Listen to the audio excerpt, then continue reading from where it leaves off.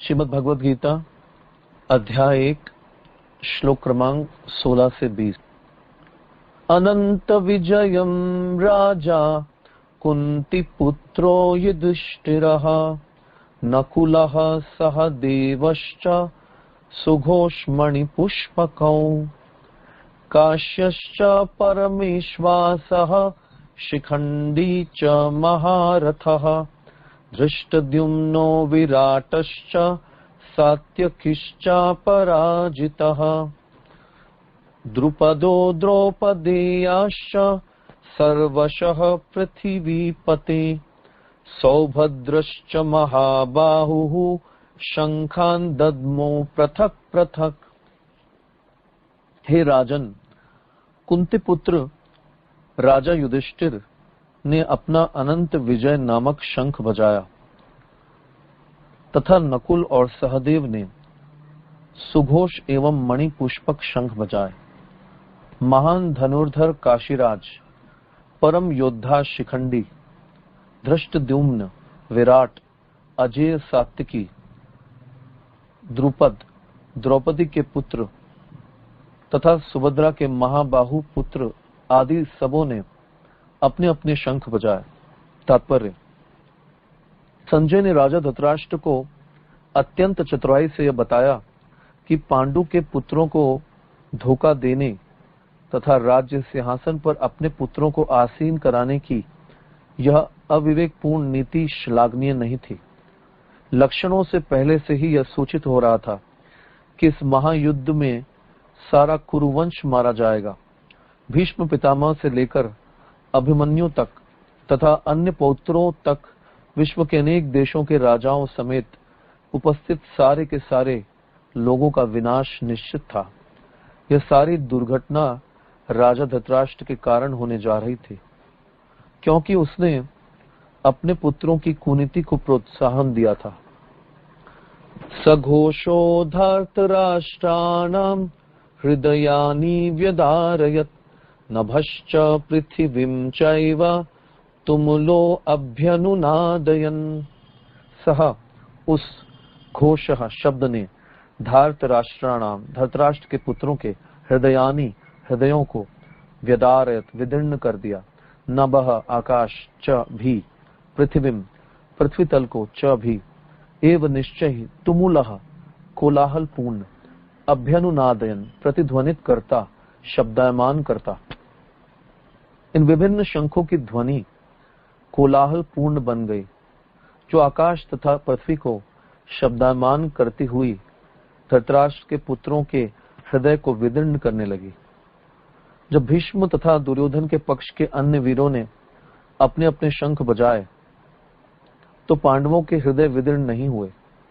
ऐसी घटनाओं का वर्णन नहीं मिलता, किंतु इस विशेष श्लोक में कहा गया है कि पांडव पक्ष के शंखनाद से धृतराष्ट्र के पुत्रों के हृदय विदीर्ण हो गए। इसका कारण स्वयं पांडव और भगवान कृष्ण में उनका विश्वास है। परमेश्वर की शरण ग्रहण करने वाले को किसी प्रकार का भय नहीं रह जाता, चाहे वह कितनी ही विपत्ति में क्यों न हो। अथ व्यवस्थितान् दृष्ट्वा धार्तराष्ट्रान् कपिध्वजः प्रवृत्ते शस्त्र संपाते धनुरुद्यम्य पांडवः ऋषिकेशं तदा वाक्यम् इदमाह महीपते। अतः तत्पश्चात व्यवस्थितान स्थित दृष्टवा देखकर धार्तराष्ट्रान धृतराष्ट्र के पुत्रों को कपिध्वजा जिसकी पताका पर हनुमान अंकित है, प्रवृत्ते कटिबद्ध, शस्त्र संपाते बाण चलाने के लिए, धनुहु धनुष, उद्यम्य ग्रहण करके उठाकर, पांडवः पांडुपुत्र अर्जुन ने, ऋषिकेशम भगवान कृष्ण से, तदा उस समय वाक्यम वचन, इदम ये, आह कहे, महीपते हे राजा। उस समय हनुमान से अंकित ध्वजा लगे रथ पर आसीन पांडुपुत्र अर्जुन अपना धनुष उठाकर तीर चलाने के लिए उद्यत हुआ। हे राजन, धृतराष्ट्र के पुत्रों को व्यूह में खड़ा देखकर अर्जुन ने श्री कृष्ण से ये वचन कहे। तात्पर्य: युद्ध प्रारंभ होने ही वाला था। उपयुक्त कथन से ज्ञात होता है कि पांडवों की सेना की अप्रत्याशित व्यवस्था से धृतराष्ट्र के पुत्र बहुत निरुत्साहित थे, क्योंकि युद्ध भूमि में पांडवों का निर्देशन भगवान कृष्ण के आदेश अनुसार हो रहा था। अर्जुन की ध्वजा पर हनुमान का चिन्ह भी विजय का सूचक है, क्योंकि हनुमान ने राम तथा रावण युद्ध में राम की सहायता की थी, जिससे राम विजयी हुए थे। इस समय अर्जुन की सहायता के लिए उनके रथ पर राम तथा हनुमान दोनों उपस्थित थे। भगवान कृष्ण साक्षात राम है, और जहां भी राम रहते हैं वहां उनका नित्य सेवक हनुमान होता है तथा उनकी नित्य संगिनी वैभव की देवी सीता उपस्थित रहती है। अतः अर्जुन के लिए किसी भी शत्रु से भय का कोई कारण नहीं था। इससे भी अधिक इंद्रियों के स्वामी भगवान कृष्ण निर्देश देने के लिए साक्षात उपस्थित थे। इस प्रकार अर्जुन को युद्ध करने के मामले में सारा सत्परामर्श प्राप्त था। ऐसी स्थितियों में जिनकी व्यवस्था भगवान ने अपने शाश्वत भक्त के लिए की थी, निश्चित विजय के लक्षण स्पष्ट थे। तो पिछले श्लोकों में हमने देखा किस प्रकार से धृतराष्ट्र युद्ध भूमि के बारे में, कुरुक्षेत्र के बारे में पूछ रहे हैं संजय से, और फिर संजय बता रहे हैं किस प्रकार से दुर्योधन ने अपने गुरु और सारे जितने भी बड़े बड़े महारथी थे उनको अलर्ट किया युद्ध के लिए,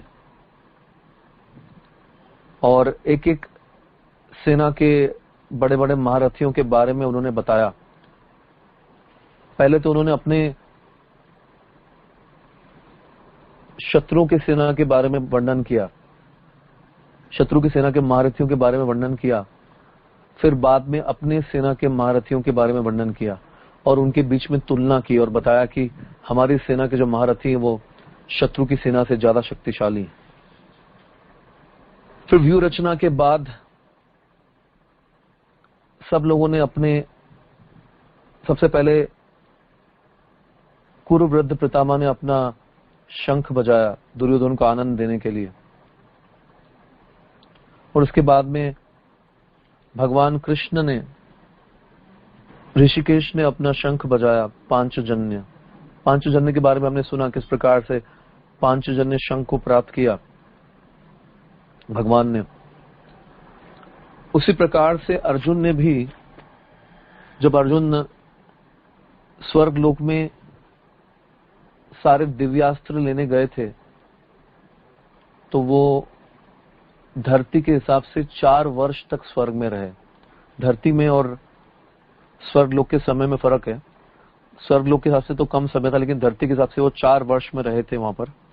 और 4 वर्ष के समय में इंद्र ने और बाकी देवताओं ने कई दिव्यास्त्र दिए, और वहीं पर देवताओं ने शंख दिया था। तो वो शंख जो है वो देवदत्त कहलाया, क्योंकि देवताओं द्वारा प्रदान किया गया था। इसके बाद में कुंती पुत्र युधिष्ठिर ने अपने अनंत विजय नामक शंख को बजाया, और फिर नकुल और सहदेव ने सुघोष नामक शंख बजाया, और सहदेव ने मणिपुष्पक नामक शंख बजाया। और नकुल जो थे सारे पांडवों में सबसे सुंदर थे, और सहदेव जो थे वो बहुत ही बुद्धिमान कहलाते थे। कोई भी सलाह मशवरा करना था तो वो सहदेव से करते थे।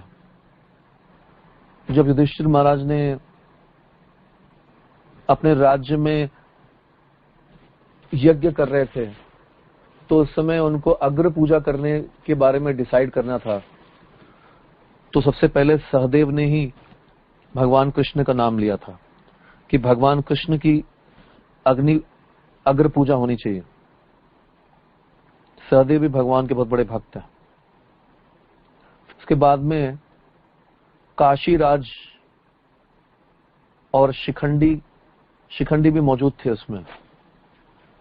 तो इन सारे बड़े बड़े योद्धाओं ने अपने अपने शंख बजाया। शिखंडी कौन थे? अंबा, अंबिका और अंबालिका।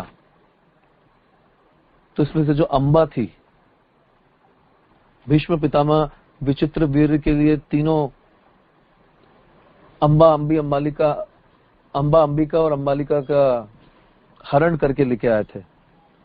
लेकिन अंबा जो है वो ऑलरेडी किसी और राजा से प्रेम करती थी, शाल्व नरेश से प्रेम करती थी। तो जब भीष्म पितामह को उन्होंने बताया तो भीष्म पितामह ने उनको वापस कर दिया। लेकिन शाल्व नरेश ने उनको स्वीकार नहीं किया, क्योंकि क्षत्रिय हारी हुई चीज को स्वीकार नहीं करते। तो उन्होंने वापस कर दिया और उनसे कहा कि भीष्म पितामह से ही आपको विवाह करना होगा। तो अंबा वापस आई और भीष्म पितामह से विवाह करने के लिए कहा। तो भीष्म पितामह ने इनकार कर दिया कि मैं तो नैष्ठिक ब्रह्मचारी हूं, मैं तो ब्रह्मचारी व्रत का पालन करता हूं। तो वो भीष्म पितामह के गुरु परशुराम के पास गई और परशुराम भीष्म पितामह को आज्ञा दिया उन्होंने कि आप अंबा से विवाह करें और या तो मेरे से युद्ध करें। तो भीष्म पितामह ने युद्ध करना स्वीकार किया, विवाह करना स्वीकार नहीं किया। फाइनली भीष्म पितामह और परशुराम गुरु और शिष्य के बीच में युद्ध हुआ और कई दिनों तक ये युद्ध चला और कोई भी हार नहीं रहा उसमें। तो भीष्म पितामह ने देखा कि मैं अपने गुरु को नहीं हरा सकता, तो उन्होंने जानबूझकर हार मान ली। तो ये देखकर परशुराम ने देखा कि ये बिना हारे ही हार स्वीकार कर ली इन्होंने। तो परशुराम ने जाकर अंबा से कहा कि मैं तो उनको हरा नहीं पाया और अपने विनयता से और अपनी हम्बलनेस से, दीनता से उन्होंने मुझे जीत लिया है, तो मैं उसको कन्विंस नहीं कर सकता। फिर अंबा ने जाकर तपस्या की और शिवजी से वरदान प्राप्त किया कि मैं कारण बनूं भीष्म पितामह के मृत्यु का। तो उनको फिर वो उनकी धृष्टद्युम्न की बहन के रूप में प्रकट हुई। द्रुपद राजा के धृष्टद्युम्न, द्रौपदी और शिखंडी भी उनकी संतान थी। तो शिखंडी के रूप में प्रकट हुई और शिखंडी जो है वो युद्ध में पांडवों के पक्ष में थे और वो भीष्म के मृत्यु का कारण बने, क्योंकि भीष्म पितामह ने खुद ही बताया अपने बारे में कि मुझे मारने का एक ही तरीका है। भीष्म पितामह कोई हरा नहीं सकता था, तो उन्होंने बताया कि मुझे मारने का एक ही तरीका है कि शिखंडी को मेरे सामने ले आओ, तो मैं शस्त्र नहीं उठाऊंगा। तो अर्जुन शिखंडी को सामने ले आए और दूसरे रथ से भीष्म पितामह ने अपने अस्त्र शस्त्र रख दिए। तो फिर अर्जुन ने भीष्म पितामह पे आक्रमण किया। तो इस प्रकार से शिखंडी भी थे युद्ध में, उन्होंने अपना शंख बजाया। धृष्टद्युम्न, द्रुपद के पुत्र राजा विराट, और राजा विराट जिनके यहाँ पर पांडवों ने अज्ञातवास के समय में 1 साल रहे थे, और दूसरे थे सात्विकी, अजय सात्विकी। तो सात्विकी कौन है? सात्विकी वृष्णि भगवान के वंश के हैं, यदुवंश के हैं। तो वो भी अजय थे, तो उन्होंने भी इस युद्ध में पांडवों का पक्ष लिया। सौभद्रश्च द्रौपदो द्रौपदेयाश्च, महाराज द्रुपद भी थे। द्रुपद और द्रोणाचार्य के बीच में तो दुश्मनी थी, ये तो हमने पहले सुन चुके हैं। तो वो भी पांडवों के पक्ष में थे द्रोणाचार्य के खिलाफ। और द्रौपदी के पुत्र जिनको अश्वत्थामा ने बाद में मार दिया था, और सुभद्रा के महाबाहु पुत्र अभिमन्यु। अभिमन्यु जब अपनी माता के गर्भ में थे सुभद्रा के, तब अर्जुन उनको एक बार चक्रव्यूह रचना के बारे में सुना रहे थे कि कैसे चक्रव्यूह में प्रवेश करते हैं। और तो चक्रव्यूह में अंदर प्रवेश करना सुन लेती हैं सुभद्रा, उसके बाद में वो सो जाती हैं, तो उनको पूरा नहीं पता चलता है कि कैसे बाहर निकलना है। तो उनके पुत्र को भी इतना ही सुनाई देता है। तो अभिमन्यु को पता था कि ये चक्रव्यूह रचना में कैसे अंदर प्रवेश कर रहे हैं, लेकिन बाहर निकलना उनको नहीं आता था। और इसी कारण जब वो अंदर प्रवेश कर जाते हैं तो 7 महारथी मिलके अभिमन्यु को मारते हैं। उन 7 महारथियों में कर्ण भी थे, दुर्योधन थे, द्रोणाचार्य भी थे, कृपाचार्य थे, अश्वत्थामा थे। तो टोटल 7 थे जिन्होंने उनके ऊपर आक्रमण किया था।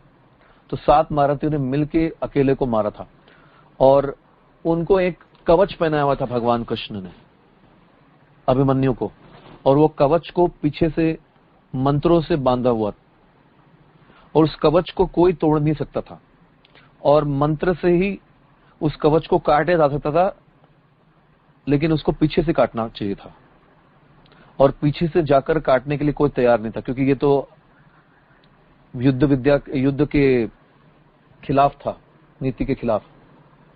तो इस गलत काम को करने के लिए कर्ण तैयार हुए थे।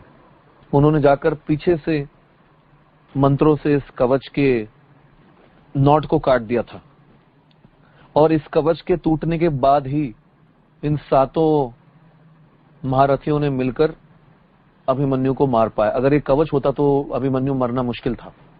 तो ये भी एक गलत तरीके से उसे मारा गया था और इसमें कर्ण जो थे वो मेन थे। तो इसीलिए कर्ण को भी जैसा जो करता है वैसे ही उनको परिणाम मिलता है। तो कर्ण को भी उसी प्रकार से अर्जुन ने मारा, क्योंकि कर्ण ने भी कोई धर्म का पालन नहीं किया युद्ध में और द्रोणाचार्य ने भी इस अनैतिक कार्य में साथ दिया था। तो इसलिए द्रोणाचार्य को भी इसी प्रकार से मारा गया। तो इस प्रकार से अभिमन्यु ने अपना शंख बजाया, तो इन सारे राजाओं ने अपने अपने शंख बजाया। संजय ने राजा धृतराष्ट्र को अत्यंत चतुराई से बताया कि पांडु के पुत्रों को धोखा देने तथा राज सिंहासन पर अपने पुत्रों को आसीन कराने की यह विवेकपूर्ण नीति श्लाघनीय नहीं थी। लक्षणों से पहले से यह सूचित हो रहा था कि इस महायुद्ध में सारा कुरुवंश मारा जाएगा। भीष्म पितामह से लेकर अभिमन्यु तक, अन्य पौत्रों तक विश्व के अनेक देशों के राजाओं समेत उपस्थित सारे के सारे लोगों का विनाश निश्चित था। यह सारी दुर्घटना राजा धृतराष्ट्र के कारण होने जा रही थी। तो यहाँ पर संजय जो है संकेत कर रहे थे धृतराष्ट्र को कि इस सारी जो दुर्घटनाएं होने वाली है उसके जिम्मेदार जो हैं वो आप हैं और आपके कारण ही सारे बड़े बड़े महारथी मरने वाले हैं। सघोषो धार्तराष्ट्रा नाम हृदयानि वृदारयत नभश्च पृथ्वीम चय तुमुलो अभ्यनुनादयन। विभिन्न शंखों की ध्वनि कोलाहल पूर्ण बन गई जो आकाश तथा पृथ्वी को शब्दायमान करती हुई धृतराष्ट्र के पुत्रों के हृदय को विदीर्ण करने लगी। तो यहाँ पर बताया गया है कि शंखों की ध्वनि तो दोनों तरफ से बज रही थी। पांडवों की तरफ से भी शंख बज रहे थे और कौरवों की तरफ से भी शंख बज रहे थे, लेकिन जो पांडवों की तरफ से शंख बज रहे थे उससे दुर्योधन के पक्ष के लोगों के हृदय जो है वो विदीर्ण होने लगे। ऐसा क्यों होने लगा? क्योंकि भगवान कृष्ण पांडवों के पक्ष में थे। भगवान कृष्ण पांडवों के पक्ष में थे, उन्होंने भगवान कृष्ण की शरण ले रखी थी। तो प्रभुपाद जी बता रहे हैं कि जो भी व्यक्ति भगवान की शरण लेता है उसके मन में से, उसके हृदय से डर निकल जाता है, डर खत्म हो जाता है। तो पांडवों का जो पक्ष था वो भगवान की शरण में था, भगवान उनके पक्ष में थे, इसीलिए उनके मन में कोई डर नहीं था। तो कौरवों के साइड से कितने भी शंख बज रहे थे लेकिन पांडवों के हृदय में कोई हलचल नहीं, कोई प्रॉब्लम नहीं। लेकिन दूसरी तरफ हार्ट अटैक, प्रॉब्लम्स और डर, भय बना हुआ था। क्योंकि उन्होंने भगवान की शरण नहीं ली थी। तो सबसे बड़ा डर जो होता है मृत्यु का डर होता है और युद्ध भूमि में पता नहीं होता कि कब किसकी मौत हो जाए, कब कौन मर जाए युद्ध में। तो सबसे बड़ा डर जो है मृत्यु का डर है। तो ये डर जो था वो सारे कौरवों के पक्ष में था। जैसे हम देखते हैं 7वें स्कंद में हिरण्यकाशिपु इतने शक्तिशाली थे कि शिवजी, ब्रह्मा और विष्णु को छोड़कर तीनों लोकों में बड़े बड़े देवी देवता भी हिरण्यकाशिपु से डरने लगे। लेकिन एक व्यक्ति जो था वो डरता नहीं था, प्रहलाद, उन्हीं के पुत्र, छोटे से बालक, उनके मन में कोई भी प्रकार का डर नहीं था। क्योंकि उन्होंने भगवान विष्णु की शरण ग्रहण कर रखी थी। भगवान के नाम की शरण ले रखी थी। वो सारे समय ओम नमो भगवते वासुदेवाय जप करते थे। भगवान के नाम में और भगवान में कोई फर्क नहीं। तो उनके मन में कोई डर ही नहीं था। तो हिरण्यकाशिपु कितना भी उनको डराए, हर दिन उनको मारने का प्रयत्न कर रहा था। वो हर दिन नए नए तरीके से मारने की कोशिश कर रहा था, लेकिन प्रहलाद महाराज को तो कोई मृत्यु का डर ही नहीं था। तो यहाँ पर प्रभुपाद यही बता रहे हैं कि भगवान के भक्त जो भगवान की शरणागति ले लेते हैं, उनके हृदय से डर निकल जाता। इसलिए पांडवों के पक्ष में कोई डर नहीं था और कौरवों के पक्ष में सबके हृदय विदीर्ण हो रहे थे शंख ध्वनि से कि अब हमारी मृत्यु आने वाली है।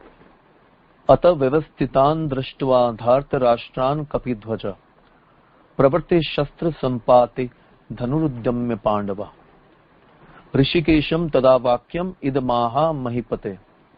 उस समय हनुमान से अंकित ध्वजा लगे रथ पर आसीन पांडुपुत्र अर्जुन अपना धनुष उठाकर तीर चलाने के लिए उद्यत हुआ।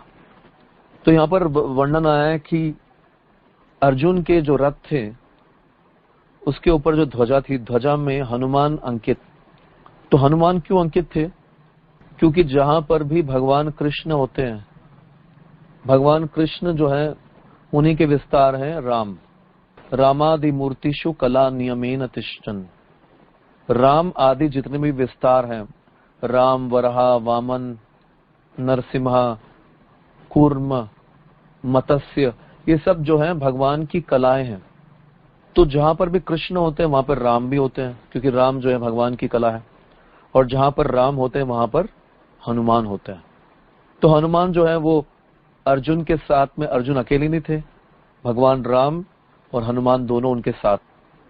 और एक बार जब द्रौपदी का वस्त्रण हुआ था कुरु सभा में, तो उसके बाद जब वो वनवास काट रहे थे, तो एक बार वन में द्रौपदी के पास में एक उड़ता हुआ कमल आया जिसकी 1000 पंखुड़ियां थी। तो तेज हवा चल के पहाड़ से उड़ता हुआ वो कमल आया द्रौपदी के पास में। तो द्रौपदी जो है वो कमल को देखकर बहुत आकर्षित हुई और उन्होंने भीम से रिक्वेस्ट किया कि आप पता लगाएं कि ये कमल कहां से आया और भी ऐसे कमल लेकर आए, तो मैं युधिष्ठिर महाराज को ये भेंट करूंगी।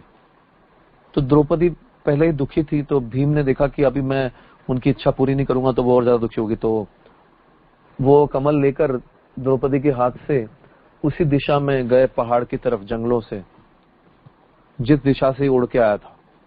तो रास्ते में जंगल में कोई पथ बना हुआ नहीं था, रास्ता बना हुआ नहीं था। तो वो रास्ते को काटते हुए, पेड़ों को हटाते हुए, अपना रास्ता बनाते हुए, पथ बनाते हुए गए। तो उनके इस प्रकार से करने से जंगल के सारे जानवर जो है वो डर गए थे, इवन शेर, हाथी सब डर गए थे। भीम जो है उसी गति में जाने लगे उस दिशा में जहां से ही आया था। जैसे वो पहाड़ पे चढ़ने लगे तो ऐसे सुंदर पर्वतों पे पहुंच गए जहां पर देवताओं के यक्ष निवासी रहते थे। तो वो आकर, वहां पर एक झील होती है जहां पर एक कमल लगे हुए थे। तो वहां के यक्ष निवासी ने इनको मना किया वहां पर जाने से।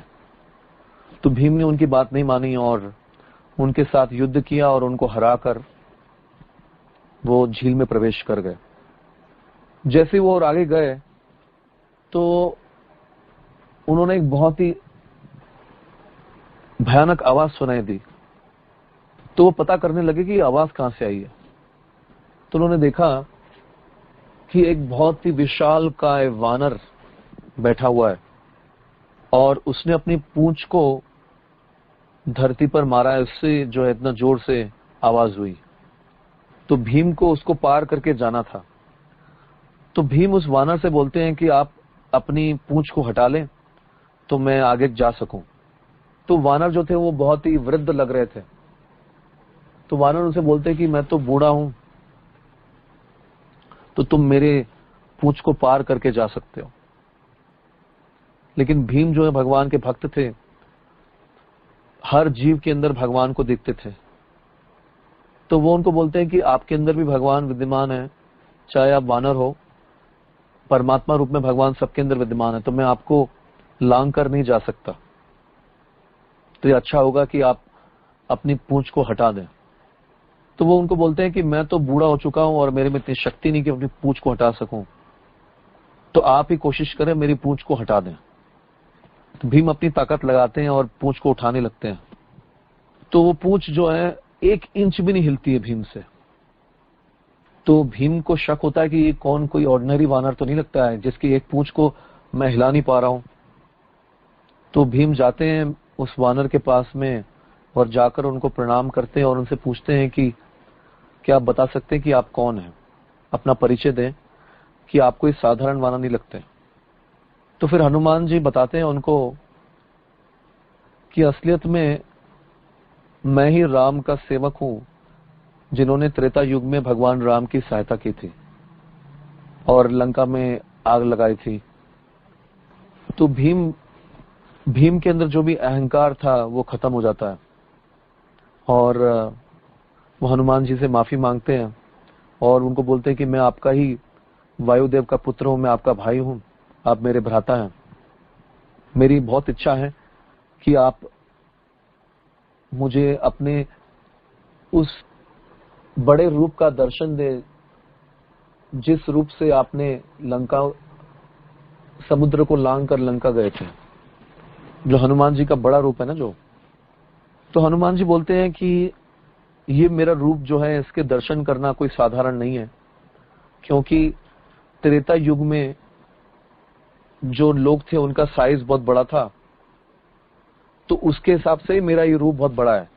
और अभी द्वापर युग के लोग तो बहुत छोटे छोटे हैं, अगर मैं वो रूप दिखाऊंगा तो यहाँ के जितने भी जीव हैं, पशु हैं, वो सब डर जाएंगे और तुम भी मेरे इस रूप को देख नहीं पाओगे।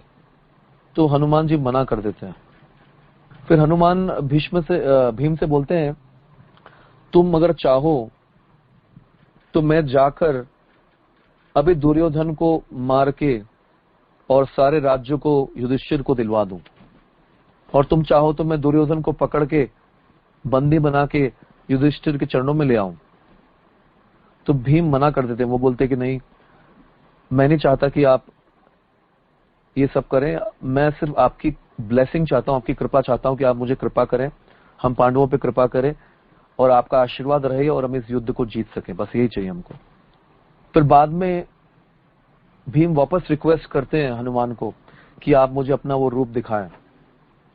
तो हनुमान भीम की जिद करने पर अपना वो रूप प्रकट करते हैं। तो जैसे ही हनुमान अपना रूप को बड़ा करने लगते हैं, भीम रूप धारण करने लगते हैं, तो उनके शरीर से इतना तेज प्रकट होता है कि भीम देख भी नहीं, उसकी आंखें चौंधियाने लगती है और वो रूप इतना बढ़ जाता है, इतना बड़ा हो जाता है, आकाश को छूने लगता है। तो भीम तो पूरे रूप को देख भी नहीं पाता। तो जिस प्रकार से अर्जुन ने भगवान का विराट रूप देखा था, वैसे ये इतना बड़ा रूप, भीम रूप दिखाया हनुमान ने कि वो देख भी नहीं पाए भीम। और फिर वो वापस हनुमान जी से रिक्वेस्ट करने लगते हैं कि आप अपने वापस उसी रूप में आ जाएं।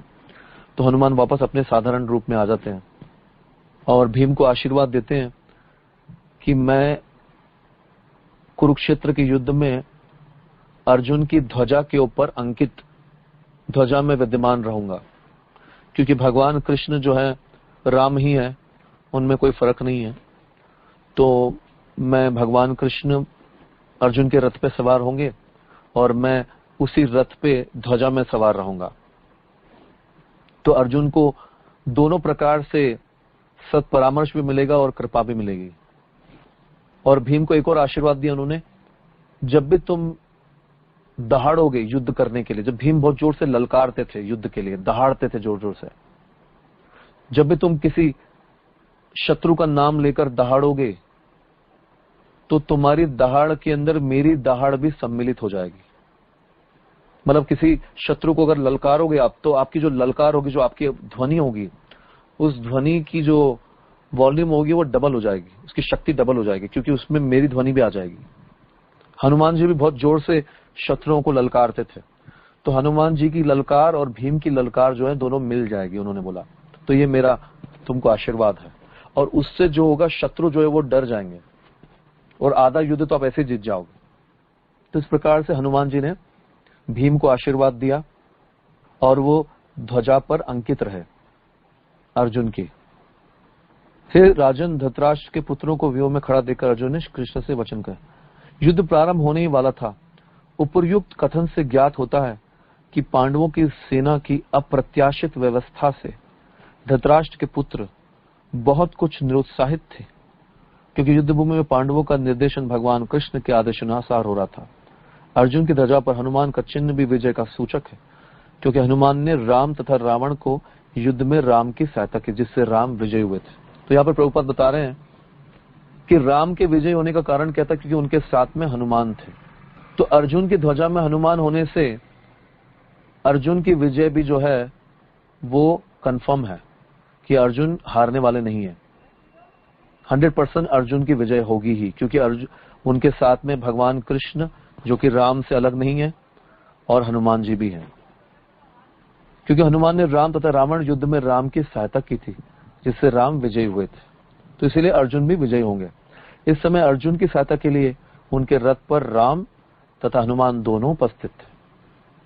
भगवान कृष्ण साक्षात राम है, और जहां भी राम रहते हैं वहां उनका नित्य सेवक हनुमान होता है, तथा उनकी नित्य संगिनी वैभव की देवी सीता उपस्थित रहती है।